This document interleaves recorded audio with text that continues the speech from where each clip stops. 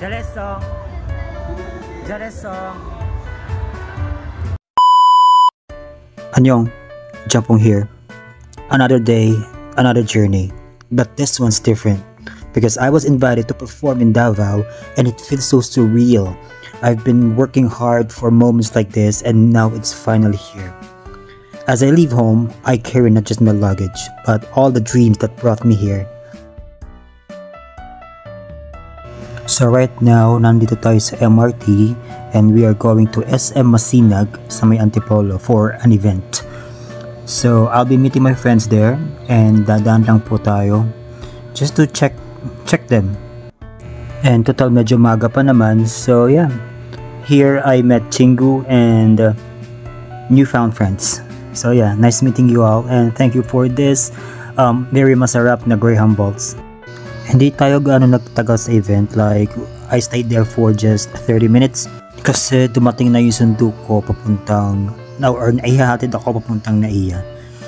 And yeah, I'm here and I will just wait for Jin Young.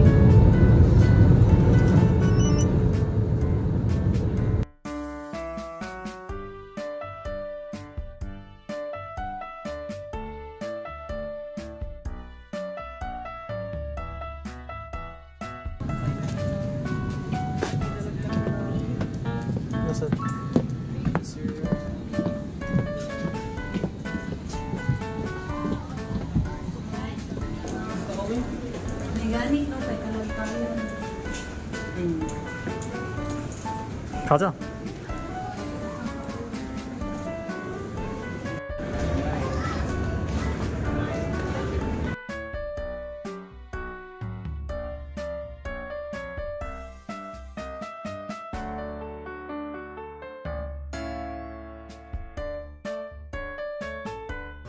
So yeah, right after naming bumaba sa airport, diniretso na kami agad dito sa aming tutuluyang hotel and this will be our home for 2 days.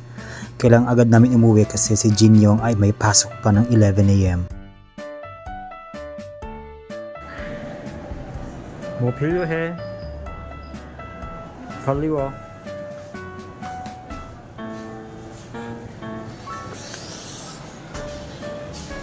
It's my first time to see yellow lumpia wrapper. And a lomi noodles that's very thin. Tuge. Ikaw, duty? Wow, ba't kang tipin niya nila ito? Ba't pahaba? Oh, pabayang pahaba din. Papaya nila mukhang patola. Oh. Ano mo yan? Cocoa fiber waffle. Ano to kinakain? Para saan kaya to?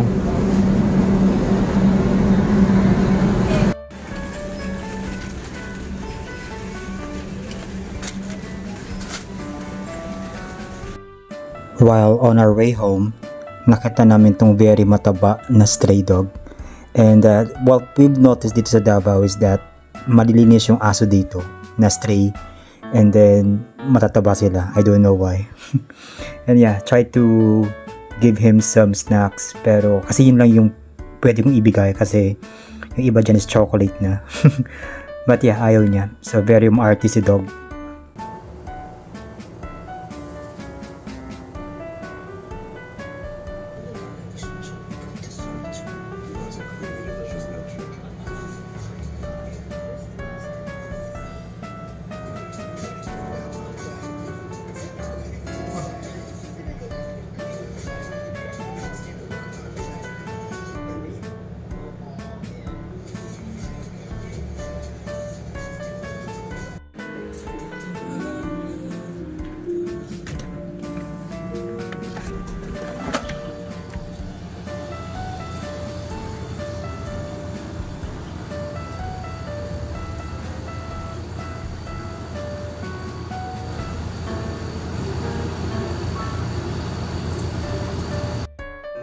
So habang si Jin ay nasa work pa kasi lalabas pa siya ng 11 AM is bababa muna ako. Meron namang available food pero you know, I'm in a different place so I wanna try yung mga local foods dito sa local market. So nagpaalam ako na bababa muna ako just to you know, look around and tumingin dito sa local market kung ano meron.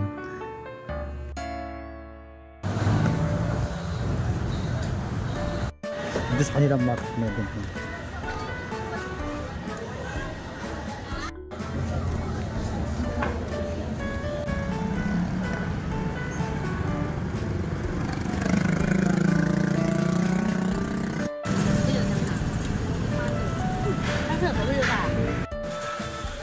Ito na lang po, isa po na to. Take out. Take out na po. Ano yung sila po ito? Ba't kulit lang? Ano yan? Tama. Ay, kala ko please. Sige, ito na lang. Ito.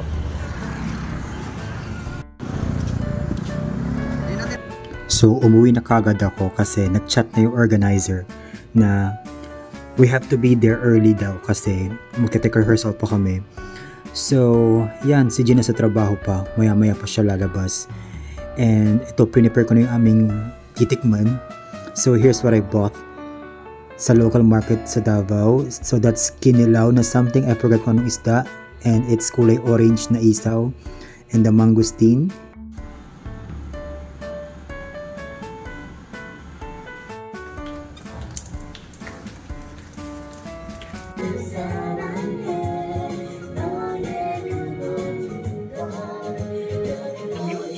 Gato ko nila mga ito or mamaya lang. Ano ko? Gagawin yung nila or mamaya lang. Skin renewal for plump and smoother looking skin. Girls, try Olay. Now in sachet.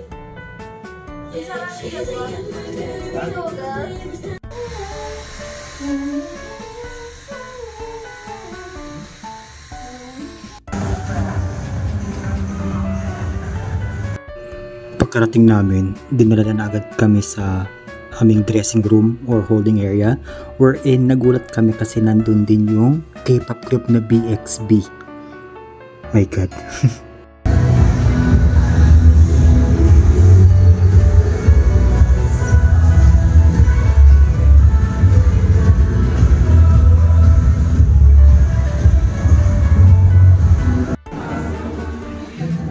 너와 내가 사랑을 수만했다면 좋던 이별이란 것.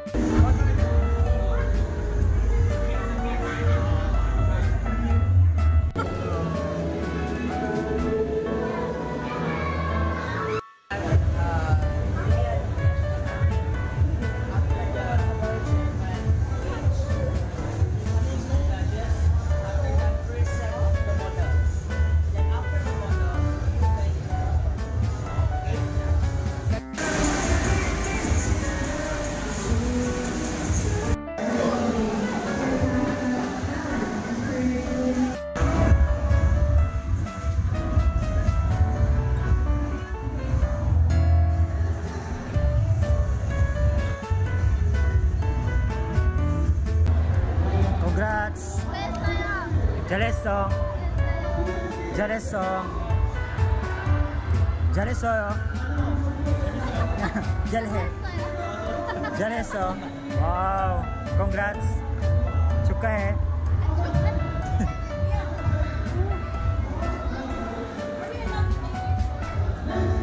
Congrats.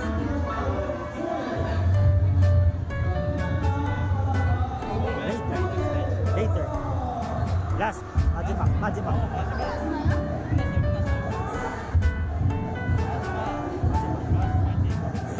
Thank you.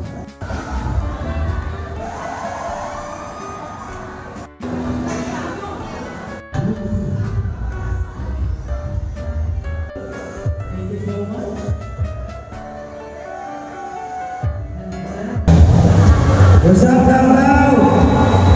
Kamusta mo dito? Igutom na ba mo? So yan. Ang iyong minahal, biglang na uling mag-ibig.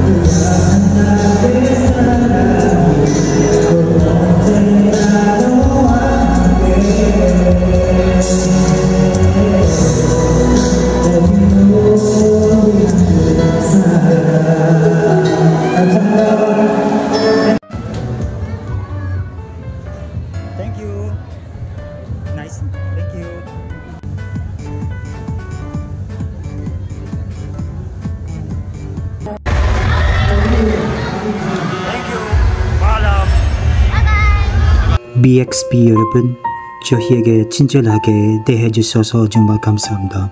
짧은 시간 동안 여러분을 만나면서 여러분이 지금의 성근을 바짝 여기 있다는 걸 느껴서요. 앞으로 전 세계적으로 더 유명해 주시길 바랍니다.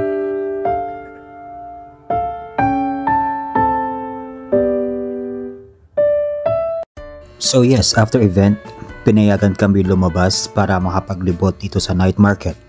And if I'm not mistaken, this is Rojas night market, wherein merong ukay, there's souvenir shops, and there's definitely foods.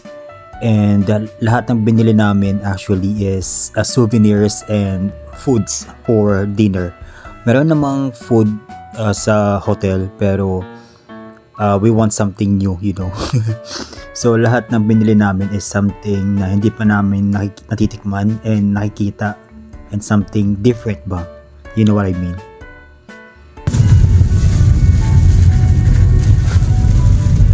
안 보여. 냄새 좋아해 진짜로. 냄새 좋아. 그 냄새 멜론이야? 멜론.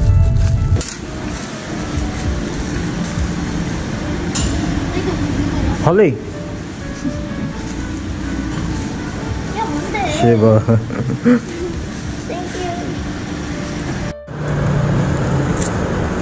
Last day in Davao. 뜨거워요. So yes, this is our last day in Davao. So nagpaalam kami para lumabas ulit just to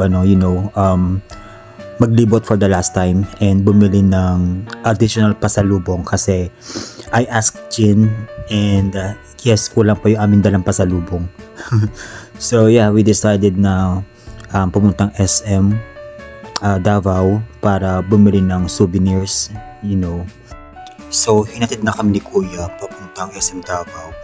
And as you can see guys, napakalinis ng Davao, totoo ang chismis.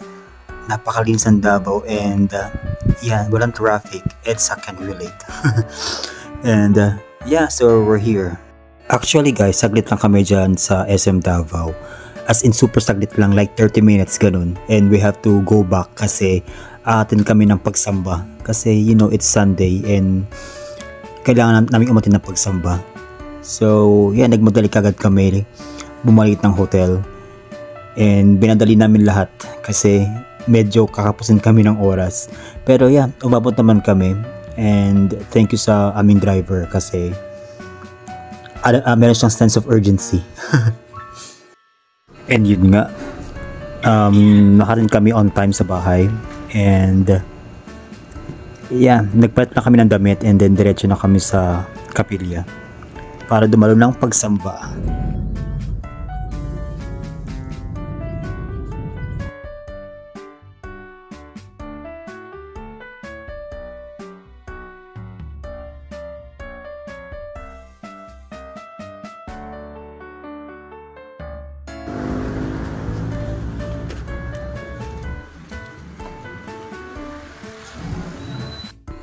And after pagsamba, pumunta kami dito sa park na to. I don't know kung anong park to. I forgot. But this park has mga tindahan ulit ng souvenirs kasi baka meron kaming magustuhan and na mai-add for our pasalubong. And may napili kami dyan actually. And ayan yung laman ng park ko. Do you know what that is? I forgot eh. Pero ang ganda dyan kasi on that park makikita mo yung mga houses on display na very traditional, maganda.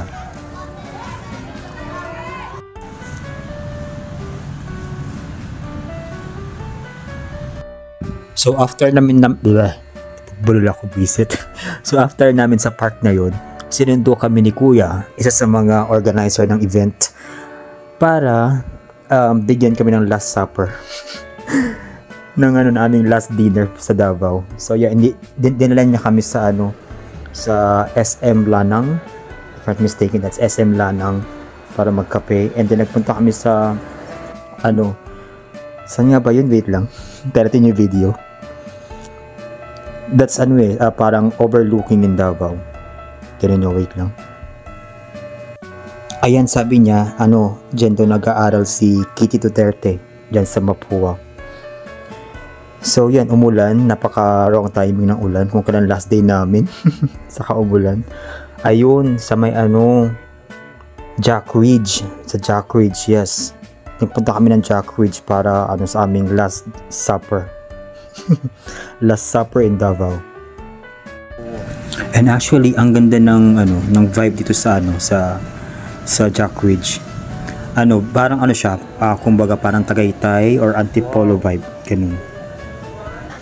City view.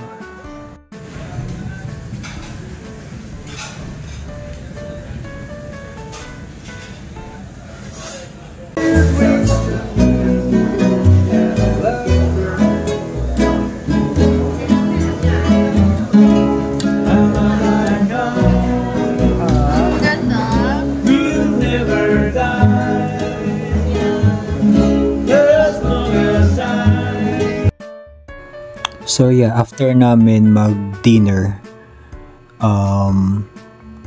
umalis na agad kami kasi yung pinagkainan namin and yung hotel namin is, I believe that's 1 hour away.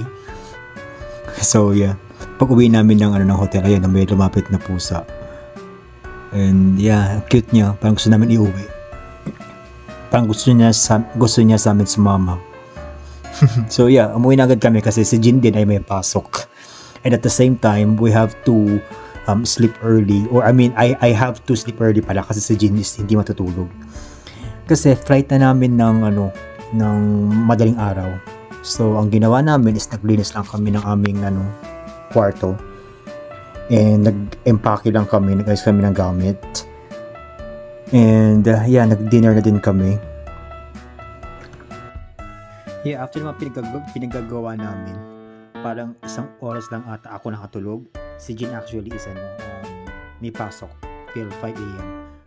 So ayan, nagpe-prepare na kami. And we are ready to leave Davao with lots of good memories.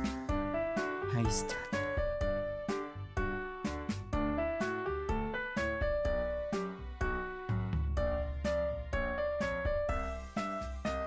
And I am actually wearing the Davao shirt that I bought from SM. Yun lang actually yung nabili ko sa sarili ko. I mean yung souvenir ko sa sarili ko. Yun lang. Nabili ko sa SM Davao and I wore it sa aming flight. So yeah, goodbye yung aming bahay for 2 days. Thank you for the memories. Room 812. So yeah, I just want to take a moment to express my deepest appreciation to the entire event organizing team, the WOW Entertainment, for having us at your amazing event in Davao. Being part of this experience is something I will treasure for a long time. Thank you for trusting us, welcoming us so warmly, and allowing us to share our passion on your stage. Your hard work, dedication, and the love you poured into this event were truly felt. And we are beyond grateful to be included in such a meaningful celebration.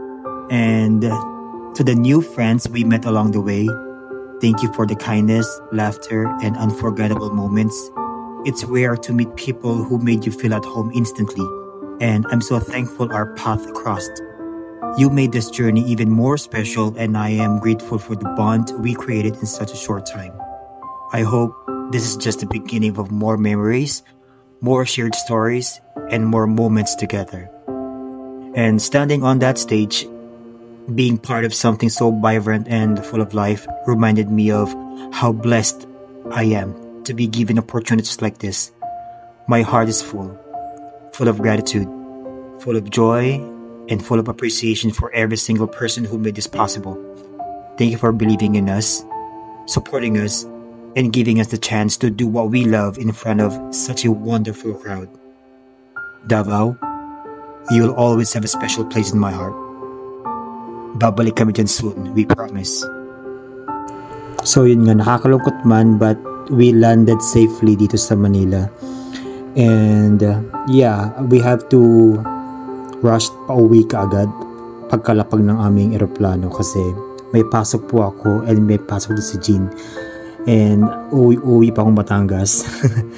And then, yeah, after this Davao event, next week meron kaming scheduled na TV guesting. And abangan nyo yun kasi magwa-vlog din ako doon. And yeah, thank you so much po sa panonood. And I know that this video is 22 minutes na. And if nakarating ka dito sa part na to ng video, thank you so much for watching. PM mo ko. PM ko na tinapos mo yung video, may bibigay ako.